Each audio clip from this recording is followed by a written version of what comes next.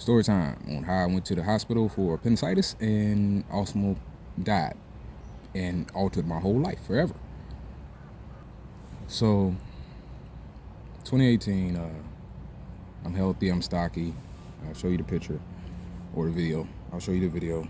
I'm kind of big, I'm stocky, I work out, I feel good, but I have pains that I ignore, as I'm pretty sure as every other man. Don't do that. Don't just ignore pain. But so I have pains I ignore. So one day I'm using the bathroom. Trigger warning. It's not going to be graphic, but just warning. I went to use the bathroom and my stomach's hurting, and I fall and hit the floor off the toilet. Hit the floor. No, I had not used the bathroom. Before I even got there, my stomach just hurt bad. So I hit the floor. My wife hears me hit the floor, so she comes, open the bathroom door, and sees me. She picks me up, and I'm like, just carry me and put me on the bed. She's like, no, can't. You're going to the hospital. I'm like, okay, whatever. I was just gonna lay down. Get to the hospital. They sent me to the ER and find out my appendix was ready to rupture. If I had laid down, I probably would have died. So they asked me, like, can we take out we got to take out your appendix and everything. I'm like, sure, go ahead, whatever. Go through the surgery. Everything's a so-called success. They take me out, wake me up and everything. But then they look at me and they were like, well, Mr. Harris, we have to tell you we found a tumor the size of a softball near your bladder. And we need to cut it out. We need to get it out. Do we have your permission to send you back on the surgery? Yeah, definitely, please. So I went back on the surgery, and they took out the tumor. I come back out of surgery, they wake me up, they're saying your creatinine levels are high. So we're just gonna monitor your creatinine levels before we let you go home.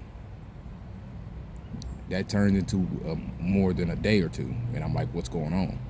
So finally they come back and they tell me when they cut out the tumor, the size of a softball, they accidentally cut out the tube that connects my kidney to my bladder. It's called a ureter.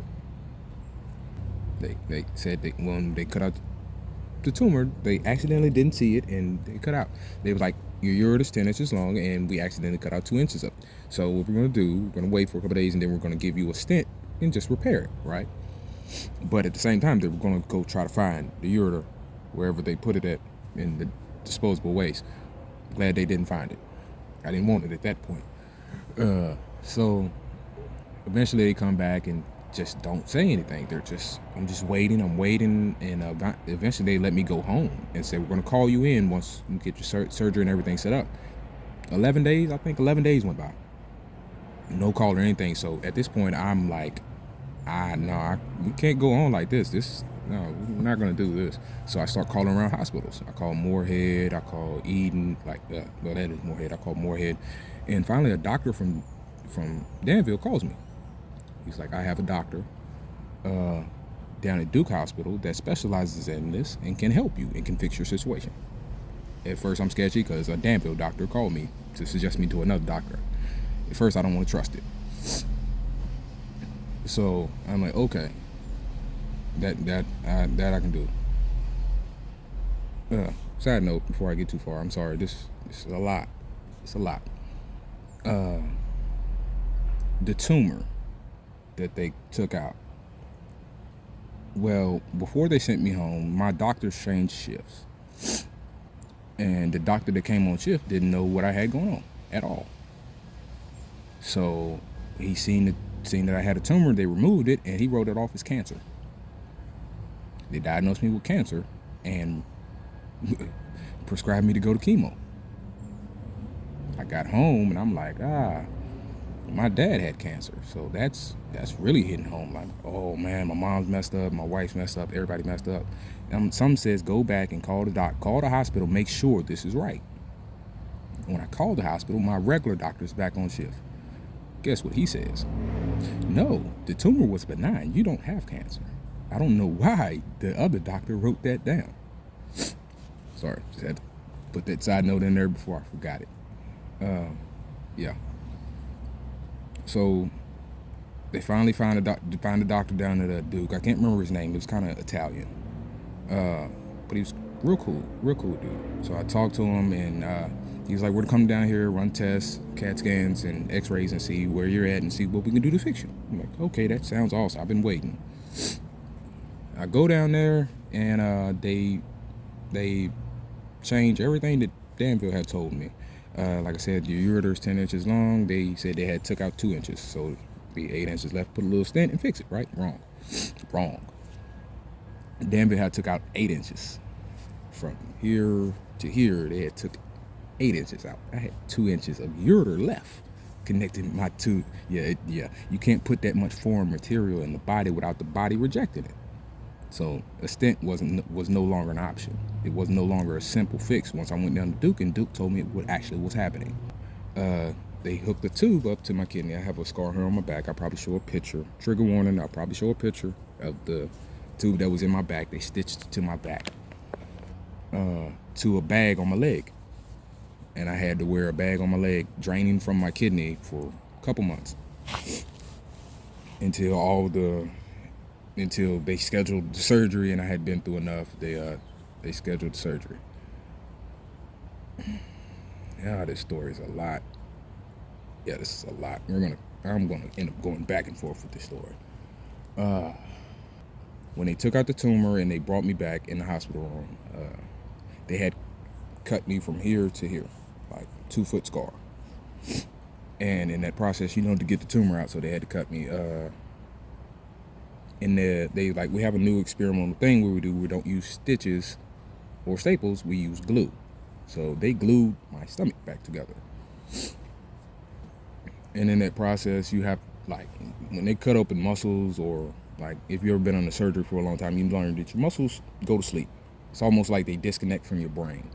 So I can't feel my stomach, I can't move my stomach, I can't sit up, I can't walk, I can't do anything. Like anything stomach wise, like even to roll over in bed was impossible, because my brain would think it, but my stomach could no longer feel it.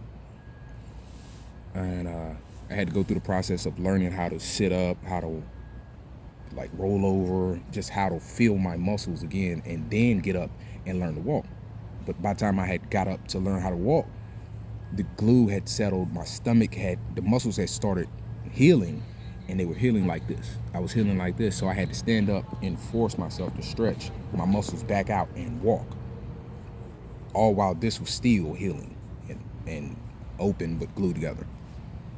Yeah, me with the yellow socks. That's me with glue on my stomach, trying to stand up and walk at 22. Or what? I might have been 21, 22 years old. That's me trying to stand up and learn how to walk again. All right, so in the process of me trying to learn how to walk again at 21, 22 years old, they eventually called me, told me what's happening down to Duke. So I went down to Duke, explained everything. I had to wear a bag on my leg as they processed everything to figure out what they were going to do to fix it. So that went on for a couple months. I couldn't no longer drive the beer/drink truck that I was driving. I can no longer drive trucks. They put me in a warehouse. Sadly, I worked in the beer warehouse. I don't like pills. I've never liked pills. So my idea to deal with the pain was to drink, and I became a severe alcoholic. All while going through the surgery. Horrible idea. Maybe. They eventually called me down there and told me what they were going to do. Surgery was the first of its kind, I think, and it was a lot of hours. I was under for, I think 12 hours. I think it was a 12, 16-hour surgery. It was a long surgery. So he called me down there. It was like, this is what we're going to do. We're going to do a self-transplant. We take out your kidney, wash it off, and transplant it back to you, just in a different place. I'm like, oh, okay. So what they did, essentially what they were going to do, take out my kidney, put it back here. I don't have a kidney back here anymore. Wash it off and place it right here near my bladder. So this is where my kidney is now. So they explained that, and I'm like, sure, go ahead. Told my wife pray for me, because I've never been under surgery before.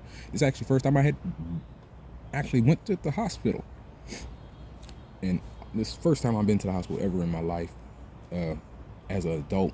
As a kid. Yeah, I went a couple times as a kid, broken bones and stuff, but yeah. First time going to the hospital as an adult, by my choice, well, my wife's choice, and it went horrible. All right, so Went down there for my surgery. Everything's success. They instead of gluing me like Danville did, gluing my stomach back together, they stapled me. Whatever. They ended up putting 55 staples in my stomach from here all the way down. And I had to learn how to walk again twice. So in the midst of me having to learn to walk again and learn to feel my stomach again, because they cut me open for the second time. This time was worse. I was under for a longer time, and my stomach did not wake up. Like, my muscles didn't wake back up for a long time. So I started getting gas pains. Like the gas in my stomach gases were just building up. So at this point, I haven't used the bathroom, or I definitely haven't ate. They told me I can't eat anything. So, like, they're just feeding me fluids. And after a couple of days, I look like I'm 9 months pregnant. I'm way out here, and the staples are literally, like pulling. So it's caused me a lot of pain, and they're begging me to, like, hey, you got to use the bathroom. You got to go use the bathroom. And I know, like, I don't want to try that. That sounds very like not that stomach. Yeah, try using the bathroom without using your stomach. It's a horrible idea. It's not going to happen. It's not going to happen. But try doing it with 55 staples and you realize where true pain is. So eventually they say you got to try. So a couple days in, I'm like, okay, I'll try. Got up, had a little walker, walked to the bathroom, shut the door, clenched my stomach just a little bit. And it caused me to scream, holler pain. Now I'm just hollering pain. My wife comes running in, they come running in, they get me back to the bed. I'm still in pain. My heart rate, but I was in so much pain I was going AFib. My heart rate was killing me. Like, they was like, if you don't calm down, you're gonna kill yourself. That's how much pain I was in. Well, obviously I'm still here, so I didn't kill. Obviously I calmed down, but it wasn't easy because, I've never had that much pain in my life. So they were like, yeah, that's a bad idea. Let's just pause on the using the bathroom for a little bit, and worst case scenario, we're gonna have to run a tube. I was like, run the tube. I don't care. Just never that. I'm not doing that till this heals. Like, no, we'll figure something else out. So they ran a tube up my nose. They ran a tube up my nose all the way down to my stomach to pump my stomach. That was bad. I don't want to be too graphic, but it was just black bile. Hospital. Once the doctors pumped my stomach and everything, swelling, stomach went down, so I'm in a little less pain.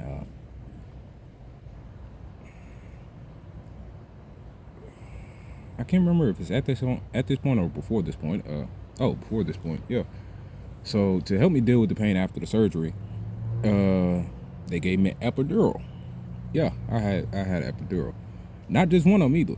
So they took me in the room. They were like, we're gonna give you an epidural for the pain to help you deal with your stomach because it'll numb, this part of your stomach. I'm like, okay, that's good with me. Let's do that. I didn't know they wasn't gonna do something, put me to sleep, something before they laid me on my side and said, hey, be careful, don't move, because if you move, they gotta stick the needle between your spine. If you move a little bit, it can paralyze you for life. Why they told me that while I'm on the table, I don't know. My nerves bunched up when they told me that, but I didn't want to be paralyzed, so I just breathe and don't move. Boop, yeah. And it's a big ass fucking needle too. Like, man, I don't know why they told me that. Anyway, so they gave me the epidural, sent me back to my room, and it's a little button I press. It didn't work. They gave me epidural the first time, and I don't know why. They didn't explain why, but it did not work. So they were like, okay, that didn't work. Let's go back and do it again. So they had to go back and give me another epidural. This time I pressed the button, and I got scared for my life because they had like these 5 probes on my shoulder, and when I pressed the button, it felt like the cold hand of death was on my shoulder. It just like instantly, it's like a cool hand was right here, just instantly cool. And right after that cool hand, everything started fading. So yeah, I just at that point I'm like, oh, they messed up and gave me something. Now I'm going up to the upper room. No, that's just how. That was just the stuff kicking in. Uh, it didn't help when my stomach was swelled. Like I was 9 months pregnant with 55 staples. Yeah, I still felt all that pain. That did not help. I promise you it didn't. Finally, they pumped my stomach, got the swelling down. At this point, once the swelling's down, like I'm taking prune juice and stuff like that. So eventually, I started having stomach movement, bowel movements and stuff like that. So at this point, I gotta do what I gotta do. I gotta start sitting up, learning to sit back up, learning how to turn over, and learning how to walk again. So I go through this process. I learn to sit up and walk again. Once I'm good enough where they can see me walk up and down steps, they let me go home. I go home, no more bag on my leg for months, tube out my back, none of that. I'm good. They fixed me. Come back 2 months later, I think it was 2 months. They come back 2 months later to take out the staples. They took out 54 staples. They took out 54 staples. If y'all recollect like I do, I said I had 55 staples in my stomach. How they? What the fuck is you?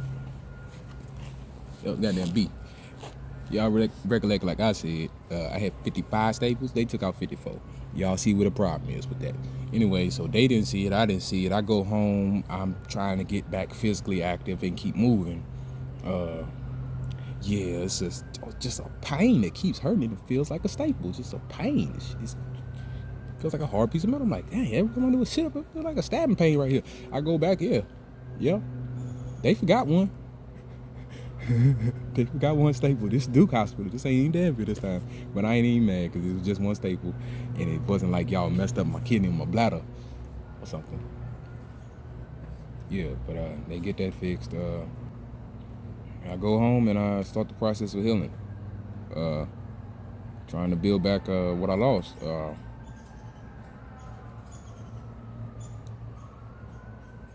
Honestly, I didn't do good. I didn't handle it very well. I lost everything. I lost everything. If you remember from the beginning of the story, like I said, I don't like pain pills. I don't like pills, period. So, working at a beer warehouse, I picked up alcohol on a serious level. I became a severe alcoholic to deal with the pain and the mental. My mental health was taking a severe deep toll, more than I ever knew. I ended up going to jail twice. DUI, hit and run. Didn't hit nobody. I hit an apartment building. I ain't hit nobody. But still, worse enough, I hit a building and left. Drinking. Like, I became something I hated to see in the mirror. And for years, I'm like, why are you doing this? I didn't, like, yeah. But here it is. It is 2026, guys. 2026, years later. I own a skateboarding brand. If you follow my page, Facebook, TikTok, YouTube, Low Eyes, that would be me. Follow my page, you know I own a TikTok brand. If you follow my page, you know I own a skateboarding brand called DVD, Different by Design, Autism Awareness. I work full time.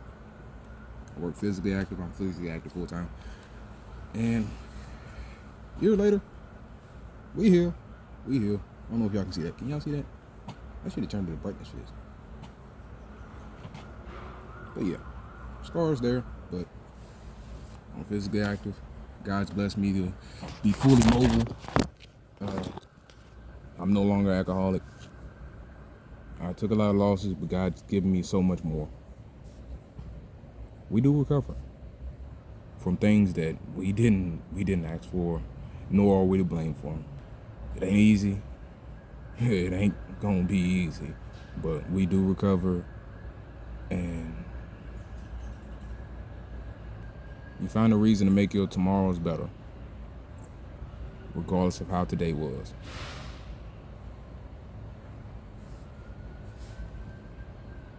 Yeah. And yes, I know what most people gonna say. Lawsuit. I know. It doesn't mean it's not possible. I don't know. It might still be possible, but I tried. You sign a paper that if it isn't due negligence, like if they didn't purposely mess up or they weren't just doing their job, it doesn't classify under malpractice, so they say. So I went through a couple lawyers after after I assume I'm not a lawyer by any means, but after I assumed it passed the law of statute of limitations for malpractice, I really gave up fighting. I just really accept what's happened to me in life, and I accept my blessings that I'm here today and I can be how I am regardless of the scars I have or what I've been through. So I gave up the fight for I ain't gonna say I gave up the fight. I just stopped fighting as much. If it happened, it happened. That'd be cool. Yeah, like people $1 million lawsuit. I would love $1 million lawsuit because I'm broke. That'd be nice. But at the same sense, if it ain't meant to happen, it ain't meant to happen. If it don't happen, it don't happen. The fact that I'm still here today, I got kids, I got my health, I'm working, I'm skateboarding, and I'm able to bring love and inspiration to other people's lives. That's really enough for me. If that's all God see fit, that's what He blessing me with, and that's a blessing in itself. Amen.